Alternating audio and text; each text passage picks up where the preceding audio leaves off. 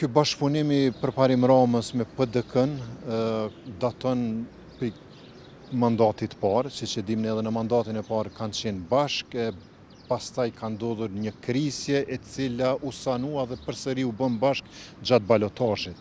Ndërkohë që sot në Prishtinë, për nga fuqia politike, PDK jo vetëm që është pjesë e koalicionit, por është subjekti më i fuqishëm politik. Numrin më të madh të drejtorive ka Partia Demokratike e Kosovës, ndërmarrjet kryesore në kryeqytet i menaxhon Partia Demokratike e Kosovës, ndërkohë që pjesë të koalicionit janë edhe LDK-ja, AK-ja, Nisma dhe Lidhja për Prishtinën. Kur jemi te LDK-ja, duhet potencuar se në Kuvendin Komunal të Prishtinës i kemi dy grupet LDK-s, është grupi i Lumir Abdigjikut, që është 4-5 asamblist, dhe pjesa tjetër që janë grupi i përparim Ramës, që janë kundër Lumir Abdigjikut dhe që mbështesin përparim Ramën. Kjo u dëshmua dhe gjatë votimeve të fundit, ku për kundër faktit se me numra rezulton që shumica duhet ishte përmbi 35 asamblist, shumica e pikave që kanë kaluar në mbledhjen e djeshme kanë kaluar me 25 ose 26 asamblist, që konstaton ose që vërteton këtë përçarjen e madhe që është brenda grupit Lidhjes Demokratike të Kosovës në Asamblenë Komunale të Prishtinës. Nuk ka kritikë të ndërsjellë në mes të LDK-s dhe të PDK-s kur këto dyja janë bashkë. Kritika e tyre është vetëm atëherë kur ndahen për shkaqe të interesave të ngushta partijake ose të grupeve të tyre brenda subjekteve që i përkasin. Ndërkohë që në anën tjetër nuk ka fare kritike, për më keq nuk ka as bashkëpunim në kuptimin e realizimit projekteve me cilat edhe e kanë fitu besimin e qytetarëve. Nga ky bashkëpunim, LDK-PDK, ai që dëmtohet më së shumti është qytetari, ndërkohë që ai që fare nuk prosperon është qyteti i Prishtinës.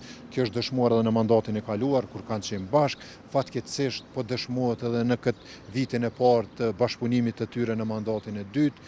Mirë po mbetet në fund që qytetarët janë ata që japin vlerësimin dhe këtij koalicioni që asnjëherë të mirë asgjë si ka sjell Prishtinës, t'ia japin vendin që e meritojnë. Tani, Prishtina ka aq shumë probleme, aq shumë kërkesa, sa që është e pamundur që diçka mos të bëhet në të mirë. Megjithatë, sasia e dëmit që përparim Rama dhe qeverisja e tij me PDK-n i ka shkaktuar kryeqytetit është larg më e madhe se sa të mirat që i shkaktohen Prishtinës.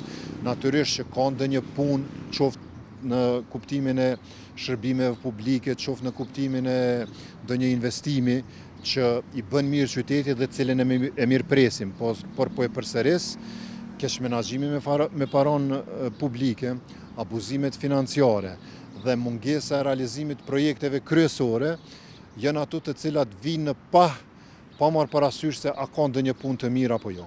Jo, fatkeqësisht jo, natyrisht që si subjekt politik do të donim që lëvizjave të vendosjet ishte ajo që udhëheq me qytetin, por kështu nuk kanë vendosur qytetarët dhe ne e pranojmë këtë rezultat.